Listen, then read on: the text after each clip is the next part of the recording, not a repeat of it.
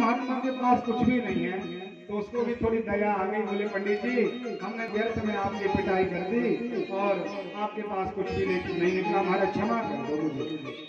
नारद जी ने कहा बेटा कोई बात नहीं, हो जाता है, लेकिन ये बता कि तू जो ये पाप कर्म कर रहा है इसका साथ कौन कौन देता है?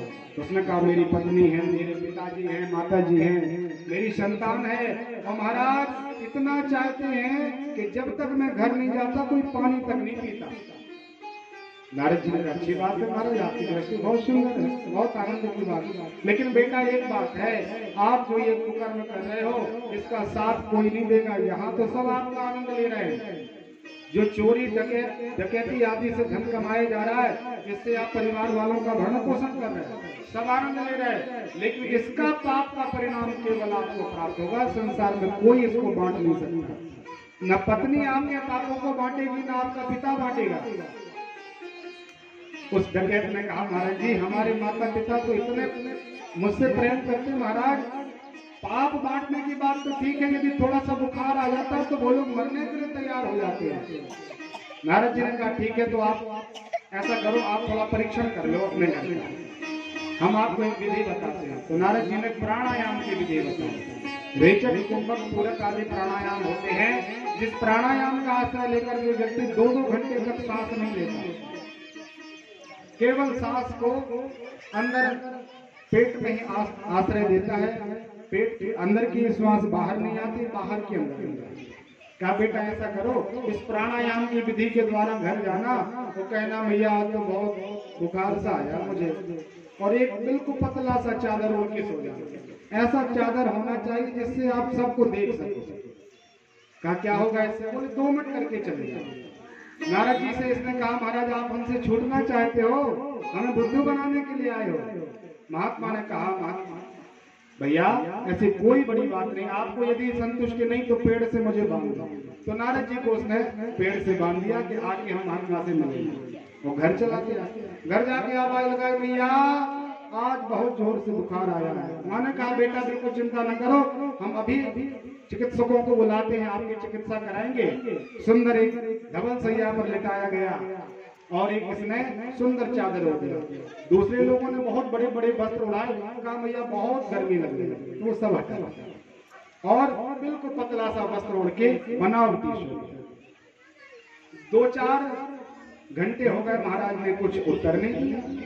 अब इसने विचार किया अब प्राणायाम है, तो मैया ने हिलाया बेटा उठो, प्राणायाम की विधि में चले गए महाराज। अब कोई इन्होंने प्रत्युत्तर नहीं दिया। पिताजी आए, माताजी आई, पत्नी आई, सबने बुलाया महाराज जी क्या हो गया? अरे उठिए महाराज, बार बार हिलाया बुलाया, और पिताजी ने देखा कि महाराज नाड़ी भी बंद है और श्वास का आना जाना भी बंद हो गया। मुक्त कंठ होना प्रारंभ कर दिया घर वाले। इनकी जो श्रीमती जी थी, दोपहर का समय था, अभी भोजन पाया नहीं था, उन्होंने विचार किया थोड़ा भोजन कर लें फिर देखते हैं क्या होगा। तो घर अंदर जाकर के बहुत आनंद से भोजन पाया और बाहर आकर के बहुत जोर से रुदन प्रारंभ कर दिया। इसने विचार किया कि नारद जी कहते थे कि कोई प्यार नहीं करता तुझे, यहाँ हाल ऐसा हो रहा कि सब मरने मारने के लिए तैयार है, सब मर जाएंगे।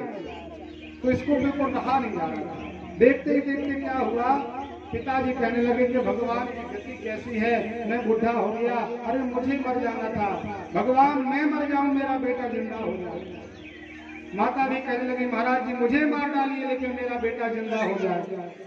पत्नी कहने लगे महाराज विधवा के समान संसार में कोई अपराध नहीं, इसलिए ऐसी कृपा करो भगवान हमारे प्राण वल्लभ पतिदेव जिंदा हो जाए, हम मृत्यु को प्राप्त हो जाए। बार बार ऐसा रुदन करने लगे। इसी बीच महात्मा नारद जी एक रूप में तो वृक्ष से बंधे हैं, तो एक रूप में पंडित जी का स्वरूप बनाया, त्रिशूल लगाया और सुंदर माला पहनी और कहा भैया भिक्षा भिक्षा दीजिए माँ।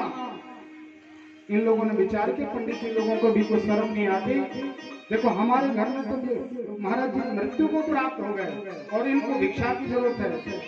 डांटना प्रारंभ कर दिया नारद जी, घर में प्रवेश क्या हो गया भैया आप लोग क्यों रो रहे हो इतना? बार बार रुदन कर रहे। सबने बताया कि ऐसे ऐसा हाल हो गया, चिंता मत करो अभी जिंदा हो जाएंगे। अरे महाराज जिंदा हो जाएंगे? बोले हाँ अभी जिंदा होने वाले, चिंता मत करो। क्या करना होगा महाराज जी? बोले ऐसा करो 250 ग्राम शुद्ध गाय का दूध, उसमें 100 ग्राम चीनी शंकर, 100 ग्राम मेवा मिश्री आदि मक्खन आदि बढ़िया उसमें डाल दो और आधा घंटे के लिए चूल्हे पर चढ़ा दो। जब वो थोड़ा सा 100 ग्राम बचे पूरा इकट्ठा मिलके, तब लाओ, इनके ऊपर से हम घुमाएंगे, हम जिंदा हो जाएंगे। कहा ठीक है महाराज। सुंदर मेवा तैयार किया गया, रबड़ी तैयार हुई महाराज के लिए, और नारद जी ने उस डकैत के ऊपर से 7 बार घुमाया और पिताजी तरफ बढ़ा दिया। कहा महाराज जी इसको आप स्वीकार करो, आप अभी अभी मर जाओगे और आपका बेटा जिंदा हो जाएगा। अब पिताजी थोड़ा सा पीछे खिसकने लगे। महाराज जी तो बड़े उल्टे आ गए, कहते अभी मर जाओगे। नारद जी ने कहा महाराज अभी बोल रहे थे कि हम बुढ़े हो गए, हम मर जाए, हमें चिंता नहीं, जल्दी से गटागट दूध पी लो और आपका बेटा जिंदा हो जाएगा। कहने लगे महाराज ऐसा है कि थोड़ा आप तो सब समझते हो, अब ये अकेली बुढ़िया है, वो कैसे समय निकाल पाएगी। पंडित जी ने कहा कोई बात नहीं। माँ की तरफ कहा भैया आपको कोई चिंता नहीं थी, आप अपने बेटे के बिना नहीं रह सकती, आप इस दूध का पान करो, आपका बेटा जिंदा हो जाएगा, आप मर जाओगे। बुढ़िया ने भी कहा महाराज आपके ये बब्बा जी दिख रहे हैं ना, कुछ नहीं जानते, जीवन कैसे काटा है मैं जानती हूँ, और मैं चली जाऊंगी तो बब्बा जी तो एक दिन नहीं रह पाएंगे, इसलिए महाराज 2-2 जन मर जाएंगे, कृपा करिए महाराज, मैं भी वह दूध पान नहीं कर सकती। तो महात्मा नारद जी ने पत्नी के तरफ दुग्ध पान के लिए आदेश दिया, तो पत्नी भी महाराज सकुचाने लगी। उसने भी कहा महाराज पतिदेव जो थे तो चले गए, अब हमारी 6 भाई हैं, 2-2 महीना यदि मायके में रहेंगे तो समय निकाल लेंगे, इसलिए महाराज क्षमा करो। नारद जी ने कहा मैं पी लूं? अरे महाराज ऐसी कृपा हो जाए तो महाराज आनंद आ जाए, पंडित जी चले जाए हमारा लड़का जिंदा हो जाए तो कोई चिंता नहीं। नारद जी ने कहा ठीक है, घुमाया, गटागट करके पान कर गए महात्मा दुग्ध, और वह चादर जो उड़ाया था उसको खींच दिया। कहा देख लिया आपने अपने घर वालों का स्वरूप, प्रेम व्यवहार, कितना प्रेम करते हैं आपसे, तत्काल देख लिया आपने। वह नारद जी का भक्त हो गया, भगवान नारद जी के चरणों में प्रणाम किया कि महाराज आपने तो मेरे नेत्र खोल दिए, मैं कहाँ भटक रहा था, मैं किसका ध्यान कर रहा था, किसका बल मुझे था, मैं किसके भरोसे से था, मैं तो बड़ा ज्ञान में था। तत्काल महात्मा नारद का भक्त हो गया। 1 सेकंड का नारद जी का सत्संग और उस डकैत का जीवन पवित्र हो गया। बड़ा संत हुआ महाराज आगे चल करके। इसलिए जित संगा संग पर विजय प्राप्त होनी चाहिए जीवन में। तीसरा बताया जितेंद्रिय, अपनी ये 5 कर्म इंद्रिय और 5 ज्ञान इंद्रियां हैं, ये बार बार अपन विचार करते हैं महाराज आज यहाँ चले। नेत्र कहते हैं महाराज आज तो सुंदर कुछ देखने की इच्छा है, रसना कहती है कुछ बहुत मीठा मीठा मिल जाए, कान कहते हैं महाराज कर्ण प्रिय सॉन्ग, कोई गाना प्राप्त हमें सुनने के लिए मिल जाए। ये इंद्रियां बार बार बलवती होकर के आपको विफल कर देती है और आप इनके मन को, इन इंद्रियों के काम को सुनते सुनते इनके गुलाम विचार करते हो महाराज आज और कर लें, आज और कर लें, और ऐसा एक एक दिन के करते करते आपका प्रभाव आपके इंद्रियों से नष्ट हो जाता है। फिर आंख क्या देखना चाहती है वही आपका मन देखेगा, फिर आप चाहते हुए भी वहां से वापस नहीं आ सकते। इसलिए जितेंद्रिया, अपनी इंद्रियों पर विजय प्राप्त करिए राजन। जितासनो जितश्वासो जित संगो जितेंद्रिया, इन नियमों के द्वारा यदि आप भगवान नारायण का आश्रय लेंगे तो निश्चित रूप से भगवान की आपके ऊपर कृपा होगी।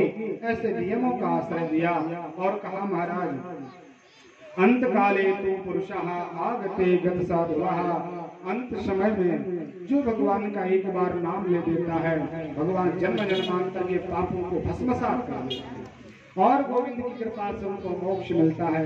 इसलिए आप मन वचन कर्म से भगवान का आश्रय प्रदान करें।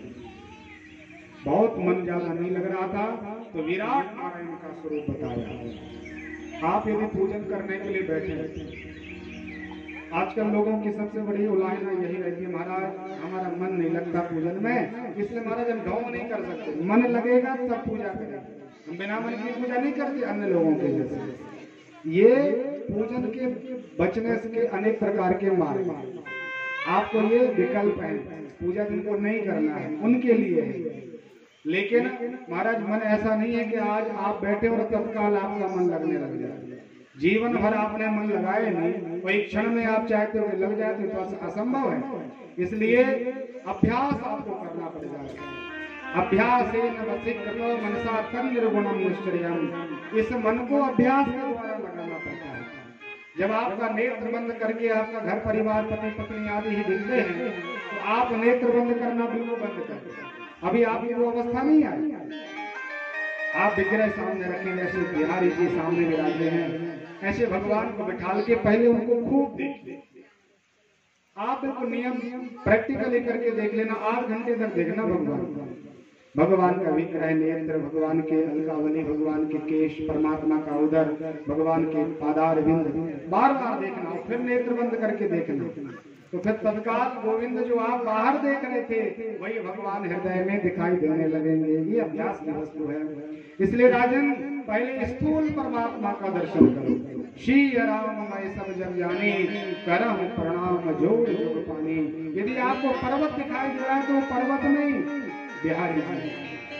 आपको स्त्री पुरुष ब्राह्मण क्षत्रिय वैश्य शूद्र कोई दिखाई दे रहा है तो वो और कोई नहीं, उसमें ही भगवान नारायण ही विद्यमान है। ऐसा स्वरूप परमात्मा का मानने लग जाओगे तो तत्काल भगवान का आपके ऊपर आश्रय प्राप्त हो जाएगा। इस प्रकार से महात्मा श्री सुखदेव स्वामी ने मन लगाने के नियम बताए। मन लगना प्रारंभ हो गया। विराट नारायण का दर्शन कराया। सहस्र शीरसा पुरुषा सहस्राक्षा सहस्रपात सभो निगम सर्वतन्वित्वा तातिष्ठत् दशंगुलम्। हजार जिनके नेत्र, हजार पैर हैं, भगवान का विशाल स्वरूप है। जिनके नेत्रों में सूर्य चंद्रमा विराजे हैं, जिनकी नाड़ियों में गंगा नदियां बहती हैं, जिनके उदर में सप्त समुद्र समाये हैं, जिनके नाभि से पैर तक तल वितल सुतल पाताल आदि लोक हैं, जिनके नाभि से शिखा पर्यंत भूभा सप्तम आदि लोक विद्यमान हैं। 14 लोक भगवान के विग्रह में हैं। ऐसे विराट परमात्मा को प्रणाम किया। बोले विराट नारायण भगवान की जय हो। आज परमात्मा के इस प्रसंग को विराट भगवान तक प्रणाम करते हैं। कल महात्मा सुखदेव स्वामी परीक्षित को समझाएंगे। सृष्टि का क्रम होगा, ब्रह्मा जी का जन्म, महात्मा नारद संकादिक ऋषियों की कथा, सुंदर महात्मा देवहूति और कर्दम का विवाह, कपिल भगवान का आगमन, भगवान शिव के साथ मां सती का विवाह और उसी में दक्षिण में सती ने कैसे प्राण त्याग दिया वो कथा सुनेंगे। और प्रयास ये रहेगा कि महात्मा ध्रुव जी तक अपन प्रणाम करें। आज यहीं पर परमात्मा के दिव्य इस कथा को भगवान के श्री विग्रह में उनके चरणों में समर्पित करते हैं और यही भावना करते हो कि भगवान ऐसे ही कृपा आपकी हमारे ऊपर हो कि आपके कृपा से आपका नाम और आपकी कथा हमारा जीवन बन जाए।